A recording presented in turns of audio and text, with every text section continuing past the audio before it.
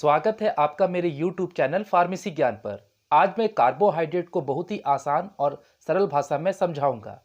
जब कार्बन और हाइड्रेट यानी कि वाटर मॉलिक्यूल H2O एक निश्चित अनुपात में आपस में मिलते हैं तो उसे कार्बोहाइड्रेट कहा जाता है। कार्बोहाइड्रेट को उनके शुगर मॉलिक्यूल्स की संख्या के आधार पर बांटा गया है। यहाँ पर शुगर मॉलिक्यूल को सैचराइड कहा जाता है। जिसमें एक शुगर मॉलिक्यूल हो उसे मोनोसैचराइड, जिसमें दो शुगर मॉलिक्यूल हो उसे डाइसैचराइड, जिसमें 2 से लेकर 10 तक मॉलिक्यूल्स हो उसे ऑलिगोसैचराइड कहा जाता है। फिर आगे चल के ऑलिगोसैचराइड भी बढ़ जाते हैं, जिनमें अगर 3 मॉलिक्यूल्स है तो उन्हें ट्राइसैचराइड, अगर 4 है तो टेट्रासैचराइड, अगर 5 है तो पेंट्रासैचराइड, और अगर 6 है तो हेक्सासैचराइड, और अगर 7 है तो हेप्टासैचराइड, और अगर 8 है तो ऑक्टासैचराइड, और अगर 9 है तो नोनासैचराइड, और अगर 10 है तो डेकासैचराइड के नाम से जाना जाता है। फिर आगे चल के पॉलीसैचराइड जो है वो 10 से ज़्यादा जो मॉलिक्यूल्स होते हैं वो भी बढ़ जाते हैं, और उनके एग्जाम्पल है स्टार्च, ग्लाइकोजन, सेल्यूलोज और हेमीसेल्यूलोज। अब क्वेश्चन ये पूछा जाता है एग्जाम में कि draw the structure of following sugar molecules, यानी कि नीचे में जो शुगर मॉलिक्यूल्स दिए गए हैं उनके स्ट्रक्चर बताने हैं। तो उनके स्ट्रक्चर आपके सामने हैं, जिनमें ग्लूकोज, फ्रक्टोज, सुक्रोज, माल्टोज और लैक्टोज शामिल है। अब एक मोस्ट इंपॉर्टेंट क्वेश्चन जो हर बार एग्जाम में पूछा जाता है कि एक्सप्लेन द ओसेजोन टेस्ट, यानी कि ओसेजोन टेस्ट क्या है वो आपको बताना है। तो जब शुगर के मॉलिक्यूल्स को अल्कलाइन माध्यम में खौलाया जाता है, जिसके कारण इसके लंबे अणु टूटकर छोटे होने लगते हैं, यह प्रक्रिया ओसेजोन टेस्ट कहलाती है।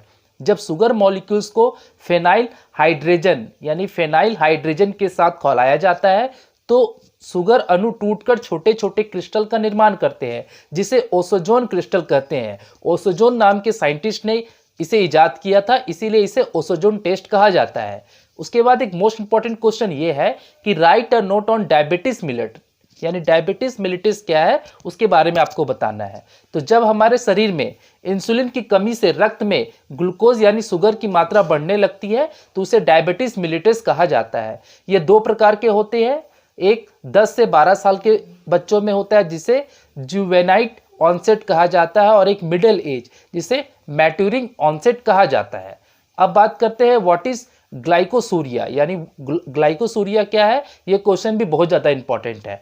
तो जब पेशाब के रास्ते से अनकंट्रोलेबल मात्रा में ग्लूकोज यानी शुगर आने लगते हैं तो उसे ग्लाइकोसूरिया कहा जाता है।